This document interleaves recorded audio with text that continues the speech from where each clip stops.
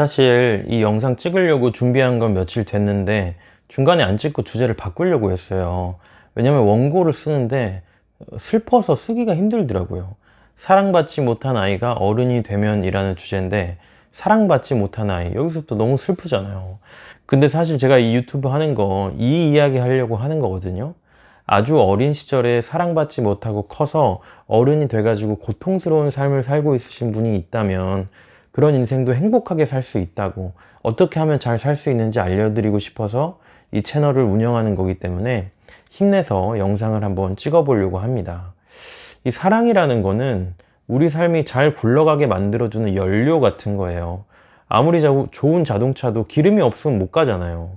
사랑이라는 연료가 떨어져 버린 인생은 참 힘든데, 그게 어떤 모습인지, 그리고 그 연료를 채우려면 어떻게 해야 하는지도 얘기를 해보도록 하겠습니다.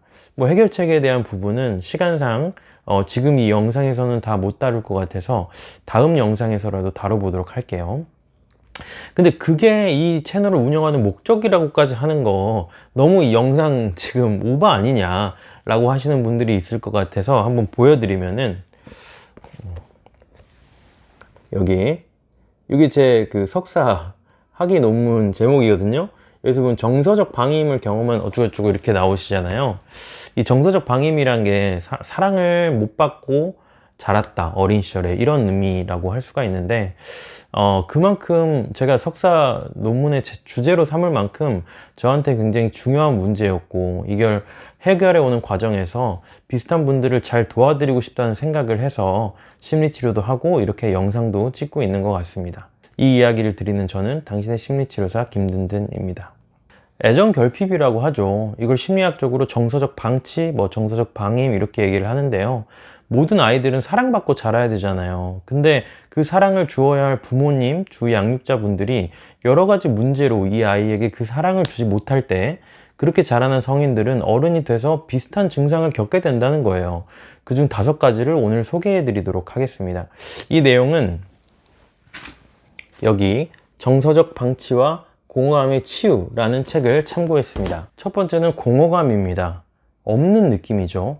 이건 뭐라고 표현하기가 좀 힘들어요. 근데 겪어본 사람들은 알아요. 내 내면을 이렇게 느껴봤을 때 뭔가가 느껴지지 않고 텅 빈 느낌, 멍한 느낌, 이런 거죠.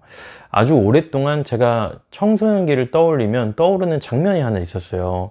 물론 심리치료 받고 이러고 나서는 완전히 바뀌었는데 아주 오랫동안 가지고 있었던 이미지죠. 지금도 진짜 오랜만에 그 이미지를 떠올리는 것 같아요. 그 시절에 저를 떠올려 보면은 침대가 있는 조그마한 방에 나 혼자 이불을 덮고 누워있는 장면이 떠올라요. 벽은 먹색이에요. 일반적인 하얀 벽지 이런 게 아니고 약간 탁한 색으로 칠해져 있고요. 거기에 누워서 나는 하염없이 천장을 쳐다보고 있어요. 그리고 시간이 얼마나 흘렀는지는 알 수가 없어요. 계속 그 상태로 있었고 앞으로도 그 상태로 있을 것 같은 느낌? 얘기만 들어도 힘이 빠지시죠? 이게 공허감을 느끼는 사람들의 마음 상태입니다. 이걸 채우려고 정말 이것저것 많이 시도를 합니다. 사람도 만나보고 뭔가 노력해서 이뤄내보기도 하고 연애도 해보고, 다른 사람이 겉에서 볼 때는 정말 멀쩡하게 살아요. 근데 집에 돌아와서 혼자 있으면 똑같아요. 내 내면에서는 항상 혼자였고 앞으로도 혼자일 것 같은 느낌, 텅 비어있는 느낌인 거죠. 이게 굉장히 고통스러운데 누구한테 말도 잘 못해요. 내가 슬프다, 내가 화난다, 그런 감정은 실체가 있기 때문에 표현이 돼요. 근데 이 공허감은 없는 거기 때문에 말로 묘사를 할 수가 없어요. 없다라는 걸 어떻게 표현하겠어요? 그러니까 공감받기가 어렵고, 하지만 실제로는 다른 어떤 부정적인 감정보다도 더 고통스러운 감정이 바로 이 공허감이라는 거죠. 그래서 이 공허감에서 벗어나기 위해서라도 정말 나의 내면을 들여다보고 가꾸고 심리치료를 받든지 뭘 해서라도 정말 여러분이 여기서 좀 벗어나셨으면 좋겠습니다. 자, 두 번째는 역의존성입니다. 역의존성이에요. 의존성이라는 건 남을 의지하는 거잖아요. 자연스러운 거죠. 우리가 다 서로 의지하면서 사니까. 과의존성은 너무 의지해서 문제가 되는 거고요. 역의존성이라는 거는 반대로 너무 의지를 안 해서 문제가 되는 거예요.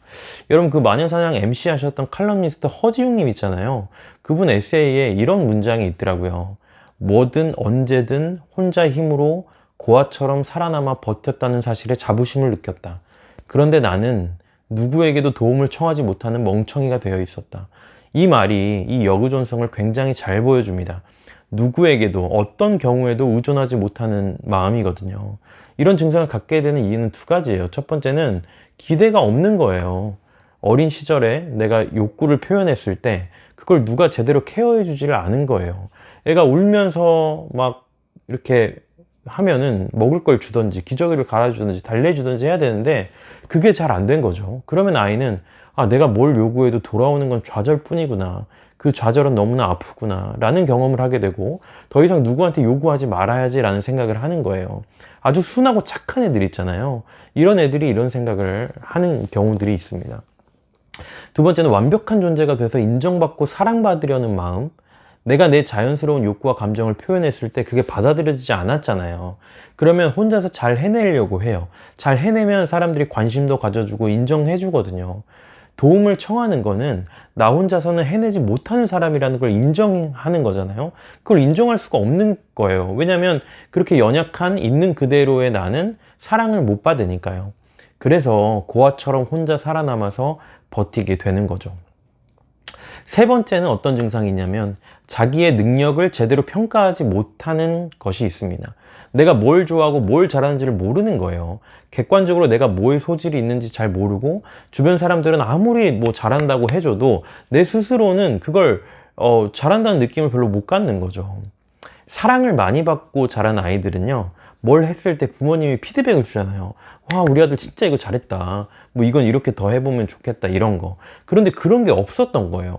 아직 삶에 대한 판단 기준이 없는 아주 어린 아이였을 때부터 스스로 판단해야 되는 상황에 던져진 거죠. 만약에 여러분이 그런 아이라면 뭘 느낄까요? 불확실함과 불안함을 느낍니다. 항상 내 자신이 잘하고 있는지 뭘 해야 되는지에 대한 불확실한 느낌을 갖는 거예요. 확신이 없는 거죠.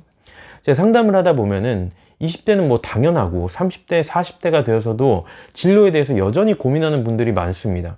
좋아하는 걸 찾으라고 말을 하죠. 많은 사람들이 꿈을 가지라고 하는데 그게 뭔지 모르겠는 거예요. 그래서 대학을 졸업하고 뭘 할지 몰라서 석사도 해보고 석사 졸업할 때 못 고르겠어서 박사도 해보고 뭐 교수님들은 좋아하시겠죠.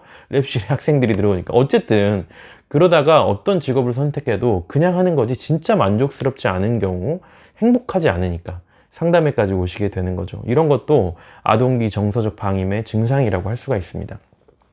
이런 분들은 정말 부모님이 해주시지 못했던 부분을 뭐 다른 누군가한테 받던지 아니면 내 스스로 그것들을 할 수 있는 역량을 키우셔야 이런 증상에서 벗어날 수가 있는 것 같아요. 네 번째는 남에게는 관대하지만 자기 비판이 엄청나게 강함이라는 특징이 있습니다. 사람들이 문제가 있으면 이 사람을 찾아와서 얘기하고 싶어 해요. 얘기를 잘 들어주고 공감해 주니까요. 근데 자기 자신한테는 거의 완벽에 가까운 기준을 들이대고 그 기준을 충족하지 못했을 때 엄청난 비판을 퍼붓죠. 다른 사람은 그렇게 잘 이해해주고 공감해주는 사람인데 겉으로는 좋아 보이고 성숙한 사람처럼 보이죠. 그런데 여러분, 항상 이렇게 강한 자기 비판을 하는 사람이 정상적인 내면을 가질 수 있을까요? 이런 성향을 가지고 있으면 뭐 어느 정도까지는 성장을 잘 할 수도 있습니다. 특히 뭐 학벌 좋고 공부 잘 하시는 분들이 많아요. 공부는 사실 나 혼자 하는 거고 나만 밀어붙이면 되잖아요.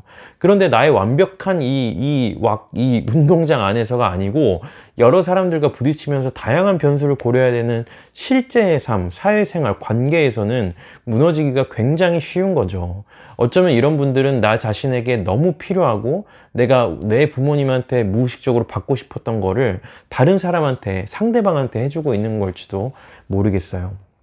다섯 번째는 죄책감과 수치심입니다. 이야기만 들어도 너무 스트레스 받고 힘들죠.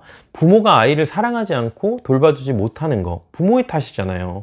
물론 부모님의 어떤 사정이 있겠죠. 먹고 살기가 막막한 상황일 수도 있고 아니면 부모님이 우울증 같은 심리 문제를 겪고 있어서 애를 신경 못 쓸 수도 있고요.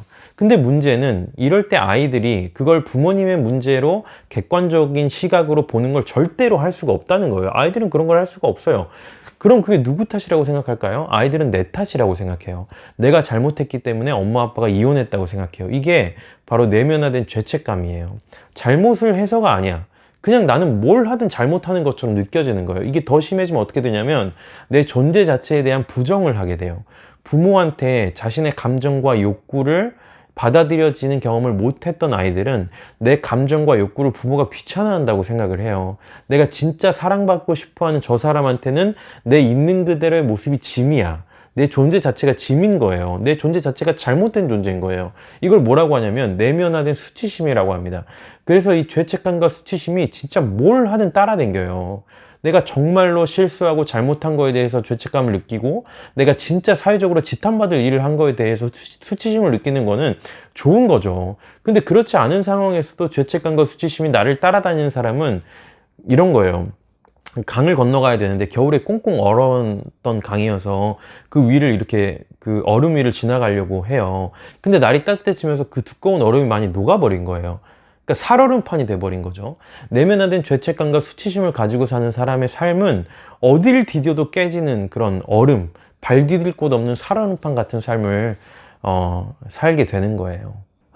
여러분이 만약에 이런 경험을 하셨던 분들이라면 나는 사랑받을 수 없는 존재야 라는 그 뿌리 깊이 박혀있는 그 무의식을 좀 깨부수고 내 자신에게 그리고 내 주변에 나를 생각해주는 사람들에게 사랑받을 충분한 자격이 있는 사람들이라는 사실을 여러분이 아셨으면 좋겠어요. 뭐 당신은 사랑받기 위해 태어난 사람 이런 노래도 있잖아요. 그 상황이 특수했던 거예요. 내가 사랑받지 못할 존재인 게 아니고요. 다음 영상에서는 정서적 방임을 경험한 성인의 나머지 특성들과 해결책까지도 함께 한번 알아보도록 하겠습니다. 그럼 저는 다음 영상에서 더 여러분에게 도움되는 내용으로 찾아뵐게요. 다음에 또 만나요. 바이바이.